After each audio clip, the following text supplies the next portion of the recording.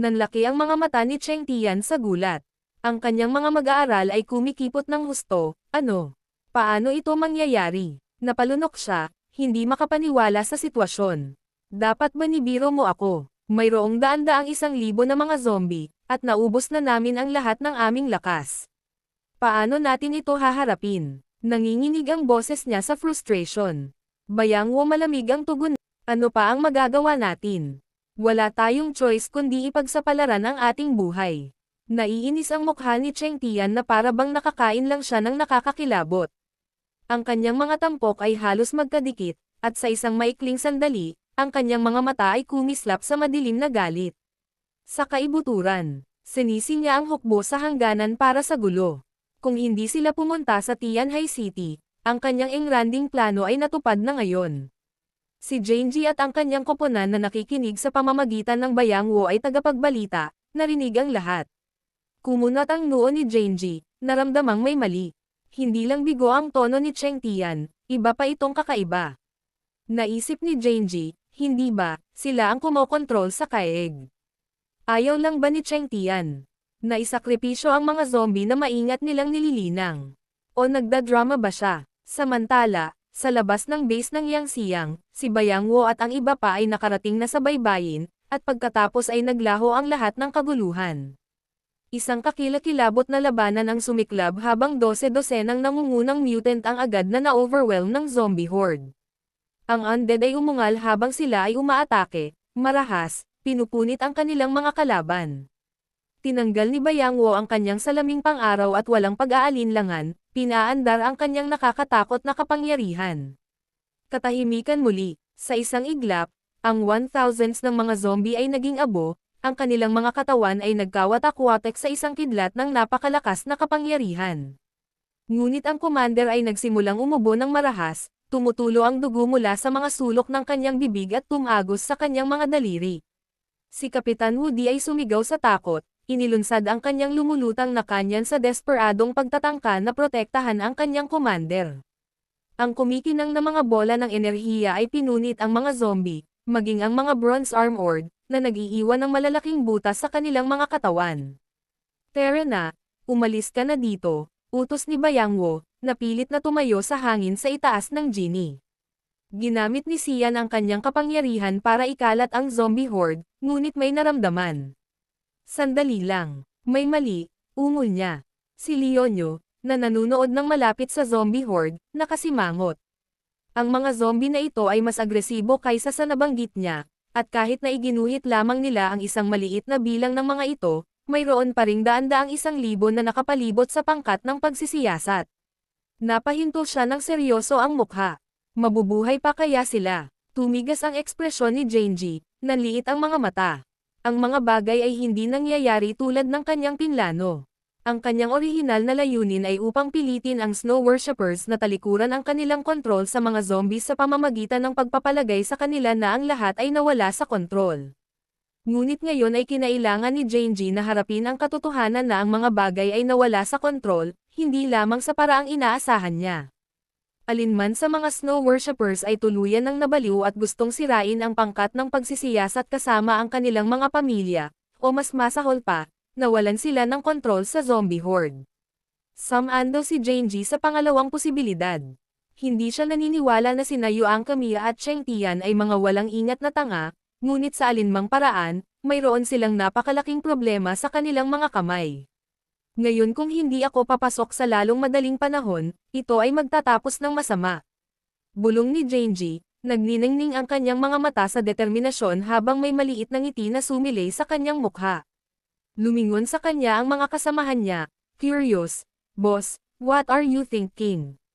Tanong ni Chunlei. Tumingin si Janji sa kanila ng seryosong ekspresyon, "Gagamitin ko ang dimensional door ability ko para makapunta doon at mailigtas sila." Nagningning ang mga mata ng teammate niya sa realisasyon. Ang kakayahang dimensional na pinto ni Janji ay nagpapahintulot sa kanya na mag-teleport sa loob ng 300 metrong radius sa pamamagitan ng pagbubukas ng 2 pinto sa kalawakan. Walang cooldown o gastos, ibig sabihin, hanggat siya ay sapat na mabilis, maaari siyang lumipat kaagad sa kung saan man siya kailangan. Kaya mo talaga yan. Tanong ni Su Chengli na naaalala kung paano ginamit ni Genji ang kakayahang ito para makatakas sa isang zombie siege sa subway. Hanggang ngayon, hindi pa ipinaliwanag ni Genji kung paano gumagana ang kanyang kapangyarihan. Hindi alam ng kanyang mga kasamahan sa koponan kung hanggang saan siya makakapag-teleport, kung gaano katagal niya ito ma-maintain, o kung ilang beses niya ito magagamit.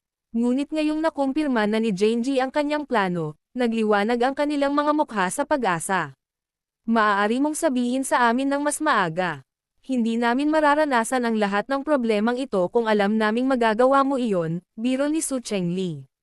Gayunpaman, ibinaling ni Genji ang kanyang tingin sa malayo. Hindi mo ako naintindihan. Mahinang sabi niya, nung sinabi kong ililigtas ko sila, hindi ko sinasadya sa paraan ng pag-iisip mo. Naguguluhang tumingin sa kanya si Leonyo.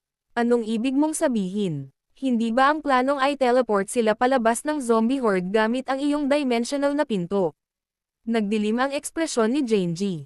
Ang tunay na misyon mula sa distrito ng Jiangnan ay sirain ang zombie swarm sa lungsod ng Tianhai sa loob ng 24 na oras, hindi para garantiya ang kaligtasan ng pangkat ng investigasyon. Kaya, kahit na nailigtas ko sila, hindi nito mapipigilan ang mas malaking sakuna. Ang orasan ay tikang. Wala pang 16 na oras ang natitira sa amin. Yung mga teammates niya, naging masungit ang mukha, imposible yon.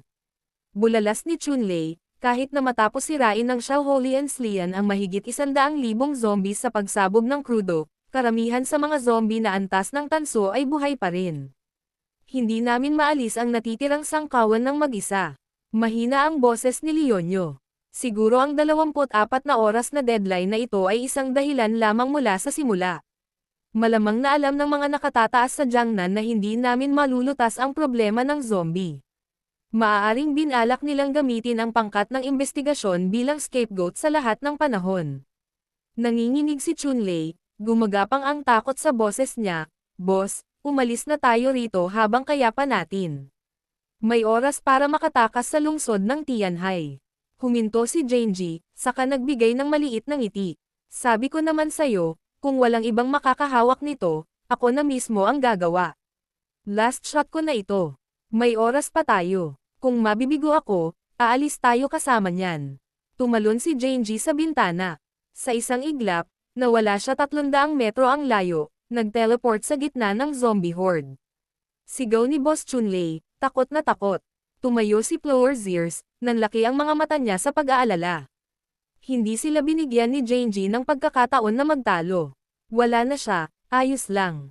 Sabi ni Anclio, sinusubukang bigyan ng katiyakan ang iba, kahit na hindi malutas ni Genji ang kaeg, maaari siyang mag-teleport pabalik sa kaligtasan. Hihintayin natin siya dito, gaya nga ng sinabi niya. Sinabi ni Anclio, habang may dalang bazooka patungo sa likuran ng grupo ng katawan, nagpasabog ng baril. Biglang, 12 ng mga zombie ang natangay sa langit. Bumagsak sa lupa ang naputol na mga paa. Walang nakakaalam kung ano ang binabalak ni Genji. Nagmamadali siyang umalis kaya wala na siyang oras para magpaliwanag. Ngunit ang koponan ay hindi nag-alala. Buo ang tiwala nila kay Genji. Halos kalahating taon na silang magkasama, lahat ay nakatira sa iisang bubong. Sa ngayon, alam na ng lahat kung anong klaseng tao si Genji. Siya ay matalino, maingat, at hindi ilalagay ang sarili sa panganib maliban kung mayroon siyang matibay na plano. Kaya ang tanging magagawa na lang nila ngayon ay magtiwala sa kanya. Ang kanilang trabaho ay upang makagambala ng maraming mga zombie hanggat maaari. Upang makatulong na mabawasan ang presyon sa kabilang panig. Sa puntong ito, nakarating na ang assault boat, ngunit ang mga bagay ay tensyonado pa rin sa ilang milya sa paligid. Ang mga zombie ay nasa lahat ng dako, nagsisiksikan sa lupain. Ang ilan ay gumagapang pa sa labas ng lawa, ang kanilang mga basang katawan ay kinakaladkad ang kanilang mga sarili sa pampang. Ang gilid ng hukbo ay nakakatakot, ngunit hindi sila maaaring patuloy na maglunsad ng mga pag-atake ng walang tigil. Ito ay nagkaroon ng pinsala sa kanilang mga katawan, at magagamit lamang nila ang kapangyarihang iyon kapag talagang kinakailangan.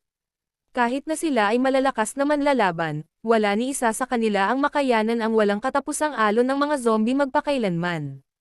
Bumuo sila ng isang masikip na bilog, nakatayo sa likuran, nakikipaglaban ng desperadong, ngunit alam ng lahat ang katotohanan.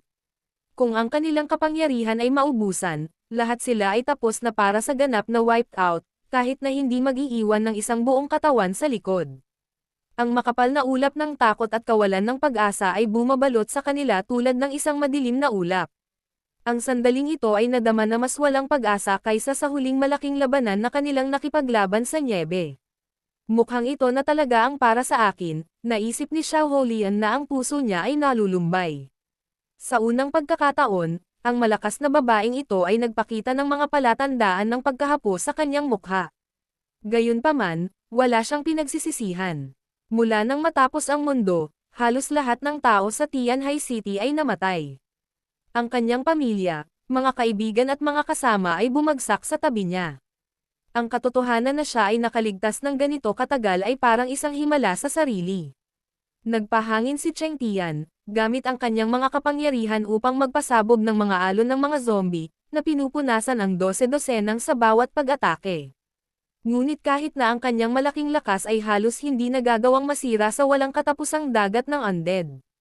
Parami ng parami ang mga zombie at bronze armor na nagsimulang mag-target sa kanya, hinilunsad ang kanilang mga sarili sa kanya, ngunit paulit-ulit na natangay. Ngunit kahit si Cheng Tian ay nagsisimula ng makaramdam ng pressure. Sinubukan niyang kumbansihin ang mga hukbo sa hangganan na tumakas kasama niya. Kung aalis tayo dito, naisip niya, magkakaroon tayo ng pagkakataon. Maaari naming magamit ang kapitan ng pangkat ng pagsisiyasat bilang pakikinabang sa rehiyon ng Jiangnan sa ibang pagkakataon. Kapitan Bayangwo, sumama ka sa akin. May pag-asa pa, sigaw niya. Umubo si Kapitan Bayan, umiling-iling na may malungkot na ngiti, kailangan mong umalis sa Cheng Tian, mahinang sabi niya. Alam ni Kapitan Bayan na wala na siyang mahabang oras, ngunit walang paraan na pinabayaan niya ang kanyang mga kasamahan. Alam din niya na walang sino man mula sa pangkat ng imbestigasyon ang mag-iiwan sa kanilang mga kaibigan upang mabuhay ng mag-isa. Magkasama kaming nakatira, namatay kaming magkasama, naisip niya, ang pagkabigo ay bumalatay sa mukha ni Cheng Tian. Seryoso ka ba? Alam mo naman ang ginagawa mo diba? Naikuyom niya ang kanyang mga kamao, sige, huwag mo akong sisihin. At dahil doon, tumalikod si Cheng Tian at lumipad sa malayo. Napakunot ang noo ni Cheng Tian sa malalim na pag-iisip, napahamak na sila. Kung talagang masama ang mga bagay, ang mga pinaghirapang zombie na ito ay mawawasak pa rin. Sa halip na mag-aksaya ng oras, dapat akong bumalik at magtrabaho kasama ang Bloodvine. Hayaan ang mga zombie na ito na sirain ang kanilang mga sarili. Siguradong mamamatay ang mga taong ito. Bayangwo, kung hindi mo makita iyon, talo ka. Nagdesisyon si Cheng Tian. Kahit na ang buong pangkat ng imbestigasyon ay nabura, tiyak na masisira nito ang rehiyon ng Jiangnan. Ngunit hanggat nawala ang zombie horde, hindi bababa sa Tianhai City ay hindi mapapatag anumang oras sa lalong madaling panahon. Iyon ay bibili sa kanila ng mahalagang oras. Sa loob lamang ng ilang buwan, maaari nilang muling itayo ang isa pang napakalaking hukbo ng mga zombies. Pagkatapos ng lahat, ang lungsod ng Tianhai ay maaaring kapos sa mga supply, ngunit wala itong kakulangan sa mga bangkay.